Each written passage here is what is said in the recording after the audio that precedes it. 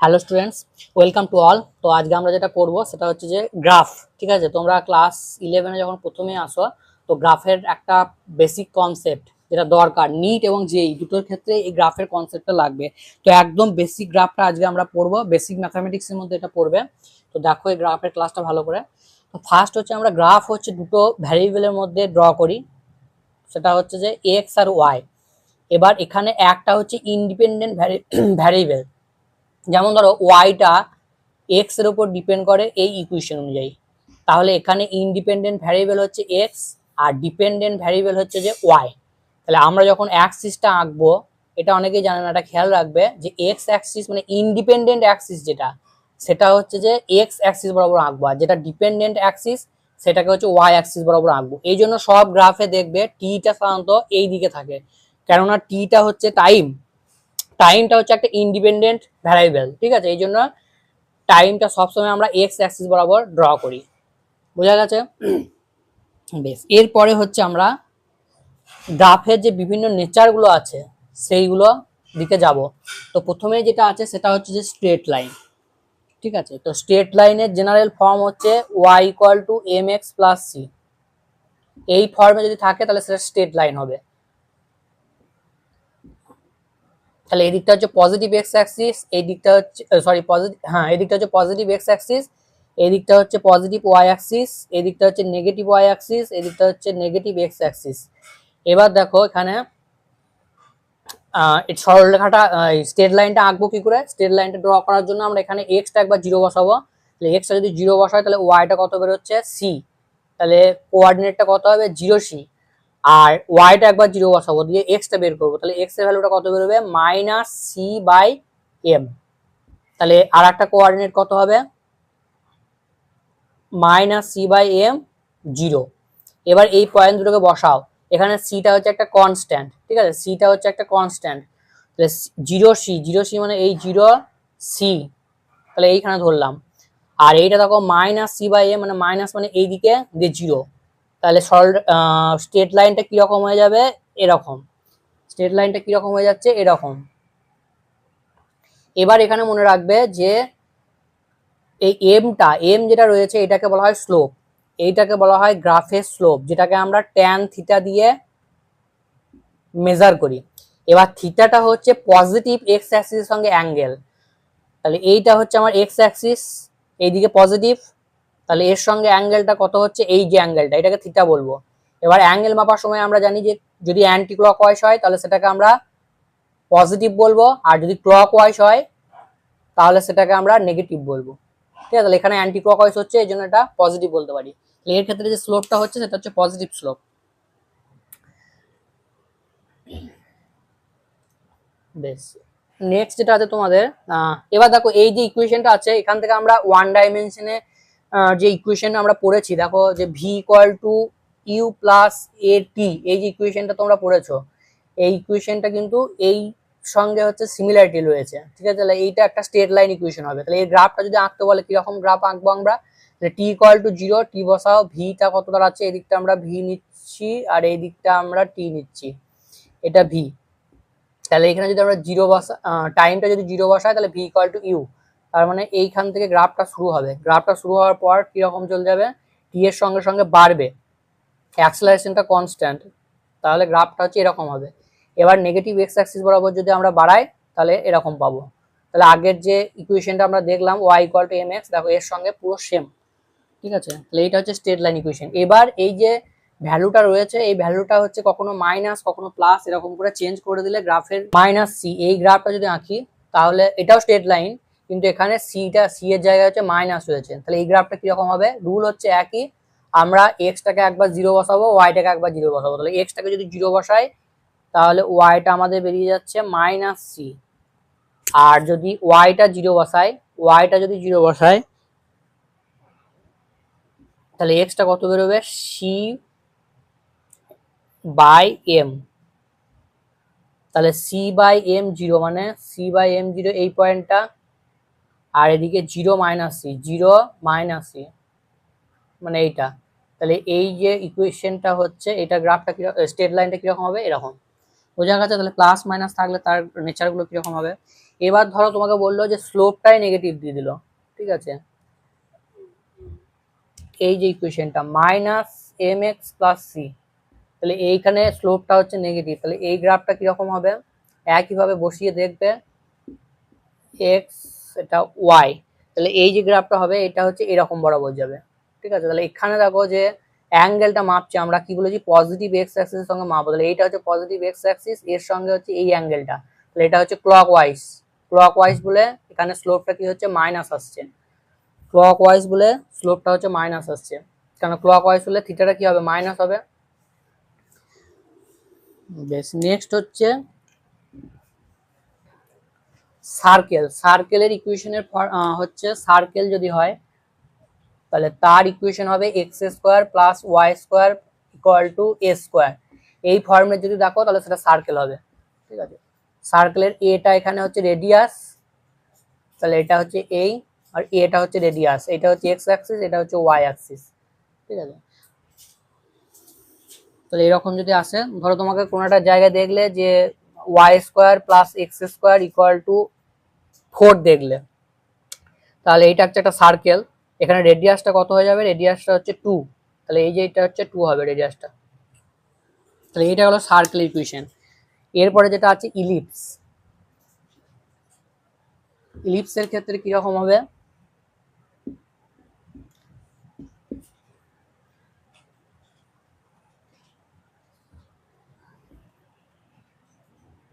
ইলিপসের ক্ষেত্রে এটা হবে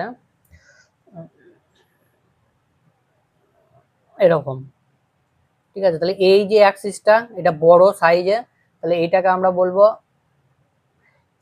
সেমি মেজর অ্যাক্সিস, এটা পুরোটা হচ্ছে মেজর অ্যাক্সিস, আর এটা যদি আমরা হাফ নিই তাহলে এটাকে বলবো সেমি মেজর অ্যাক্সিস,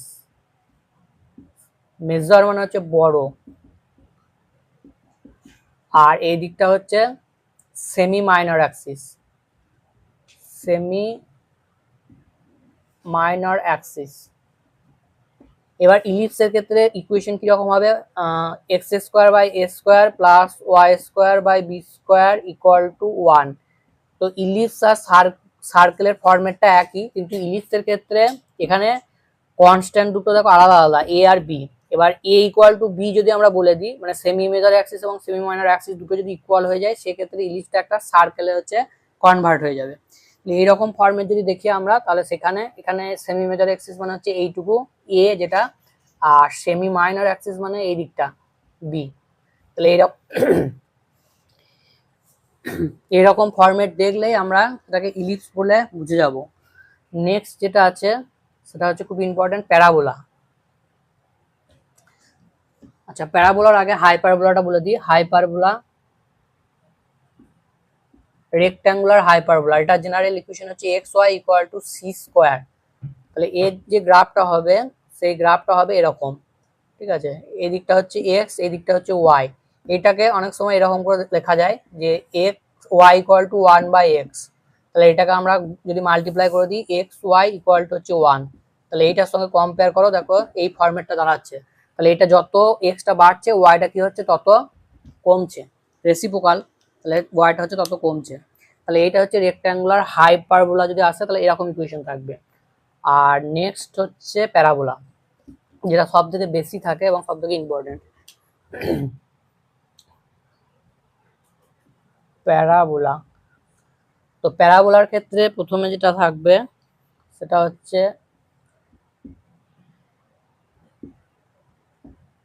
এই দিকটা এক্স, এই দিকটা মাইনাস এক্স, এই দিকটা ওয়াই, এই দিকটা হচ্ছে মাইনাস ওয়াই। এবার প্যারাবোলার ক্ষেত্রে ইকুয়েশনের ফরম্যাটটা হচ্ছে এইটা, ঠিক আছে। কে এটা হচ্ছে কনস্ট্যান্ট, এক্স এর যে টার্মটা আছে এখানে দেখো একটা টার্ম হচ্ছে স্কোয়ার টার্ম আছে যেটা ওয়াই স্কোয়ার, আর এক্স টার পাওয়ারটা হচ্ছে 1 আছে, তাহলে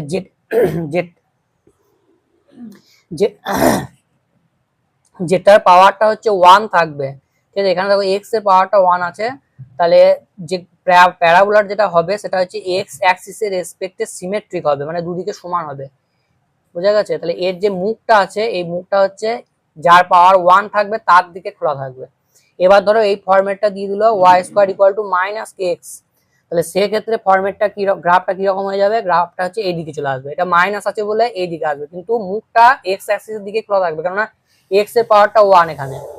এবার ধরো ইকুয়েশনটাকে আমরা চেঞ্জ করে দিলাম, ঠিক আছে, ইকুয়েশনটাকে চেঞ্জ করে এক্স স্কোয়ার ইকুয়াল টু দিয়ে দিলাম, ঠিক আছে, ধরো দিলাম x square equal to k y, ঠিক আছে। তাহলে এর গ্রাফটা কিরকম হবে, এর গ্রাফটা দেখো কার মাথায় 1 আছে, 1 এর, তাহলে মুখটা কার দিকে খোলা থাকবে, ওয়াই এর দিকে, তাহলে গ্রাফটা কিরকম হয়ে যাবে, এরকম, ঠিক আছে। আর X square equal to minus K Y যদি বলে, তাহলে গ্রাফটা কিরকম হয়ে যাবে, নিচের দিকে এরকম।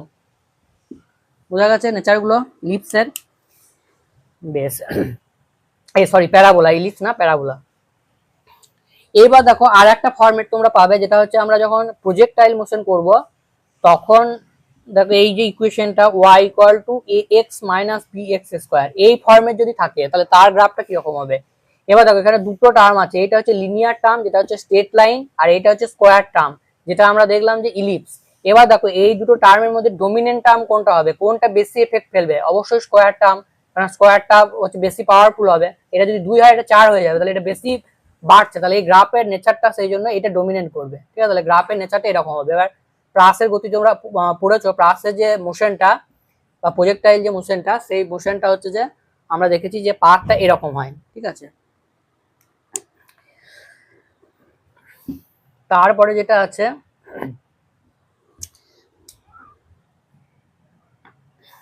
আচ্ছা এইটা কি হবে, s equal to u t plus half a t square, তাহলে এই যে গ্রাফটা আছে, ঠিক আছে, ইউটা আমরা 0 ধরে নিলাম, তাহলে এই গ্রাফটা কিরকম হবে, এই গ্রাফটা তাহলে কার পাওয়ার 1 আছে, এস এর, তাহলে এসটা এইদিকে নিলাম, টিটা এইদিকে নিলাম, তাহলে এস এর পাওয়ারটা হচ্ছে 1 আছে, তাহলে দেখতে কিরকম হবে, এরকম। বোঝা গেছে।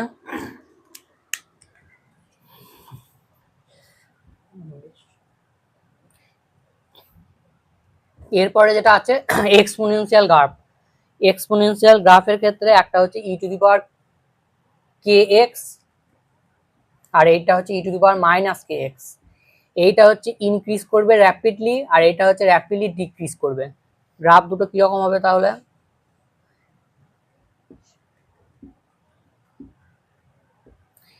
এইটার হচ্ছে যে মাইনাস, তার মানে এইখান থেকে শুরু করে এই ডিক্রিজ করবে, ঠিক আছে, এই দিকটা এক্স, এই দিকটা ওয়াই, এই দিকটা এক্স, এই দিকটা ওয়াই। তাহলে এইখানে মনে রাখতে হবে এই গ্রাফটা কিন্তু টাচ করবে না, এই টাচটা ইনফাইনাইট আগে করবে, এই জন্য সামান্য এখানে ফাঁক রাখতে হয়। এক্সপোনেনশিয়াল টার্ম এটা 0 হবে ইনফাইনাইট গিয়ে, ঠিক আছে, সেই জন্য এই গ্রাফটা হচ্ছে এখানে সামান্য একটু ফাঁক রাখতে হবে। এই E to the power minus infinite যখন হবে তখন এই টার্মটা 0 হবে, ঠিক আছে, সেই জন্য এই গ্রাফটাকে আমরা টাচ করাতে পারবো না। আচ্ছা আর এইদিকে যেটা আছে পজিটিভ, সেটার ফরম্যাটটা কিরকম হবে, এটা ইনক্রিজ করবে, ঠিক আছে, তাহলে এটা হচ্ছে এরকম হবে, তাহলে এদিকটা ওয়াই, এদিকটা ওয়াই, আর এদিকটা হচ্ছে এক্স। বোঝা গেছে এক্সপোনেনশিয়াল গ্রাফটা। এরপরে আর একটা গ্রাফ আছে খুব, সেটা হচ্ছে যে ধরো এই যে ইকুয়েশনটা যখন মোমেন্টাম পড়বে তখন মোমেন্টাম আর টোটাল এনার্জির মধ্যে রিলেশনটা হচ্ছে এইটা, তাহলে যখন এরকম গ্রাফ আসবে যে এক্স হচ্ছে প্রপোর্শনাল বা ওয়াই হচ্ছে proportional to root over of x, root যদি থাকে তখন গ্রাফটা কিরকম হবে, তখন গ্রাফটা হবে এরকম, ঠিক আছে, এই দিকটা ওয়াই, এই দিকটা হচ্ছে এক্স, তার যে নেচারটা হবে এরকম। এইটা অনেকে গুলিয়ে ফেলে, y equal to x square যদি বলে তাহলে গ্রাফটা কিরকম হবে, তাহলে গ্রাফটা এইরকম হবে। আর এই ক্ষেত্রে কিরকম হবে, যদি রুট থাকে তাহলে গ্রাফটা এরকম হবে। এই যে এই জিনিসটা যেন গুলিয়ে না যায়, ঠিক আছে, এই জিনিসটা অনেকে গুলিয়ে যায়।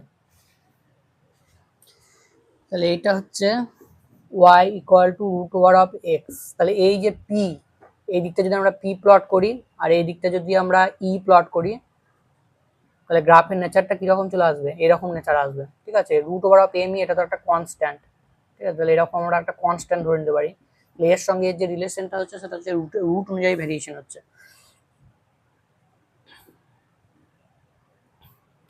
এরপরে আরো দুটো গ্রাফ করতে হবে, সেটা হচ্ছে সাইন আর হচ্ছে কোসাইন। তো y equal to sine x, এর গ্রাফটা কিরকম হবে, এইটা ইলেকট্রিসিটিতে 12 লাগবে। এর গ্রাফটা হচ্ছে এরকম হবে, এই দিকটা ওয়াই, এই দিকটা এক্স।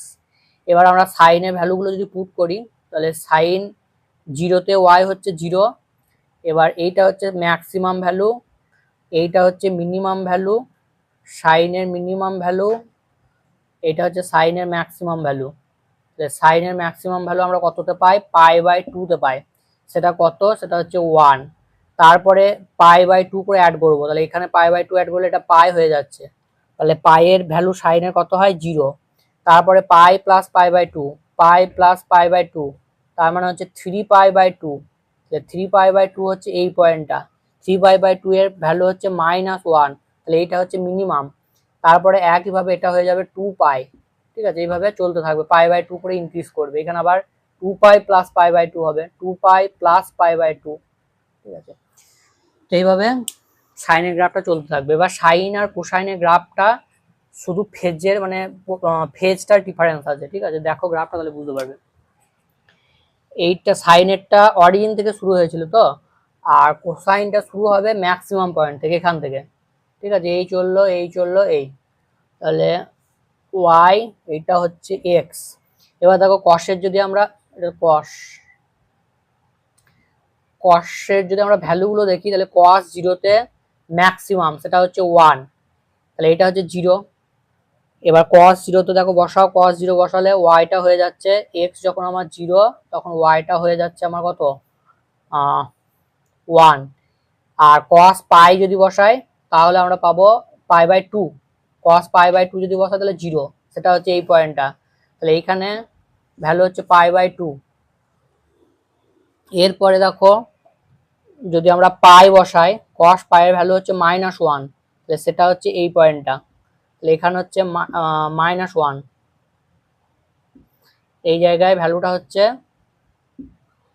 -1। তারপরে এইখানে কত হবে, এখানে হচ্ছে আবার পাইয়ের সঙ্গে π/2 অ্যাড করো, তাহলে 3π/2, cos 3π/2 হচ্ছে 0।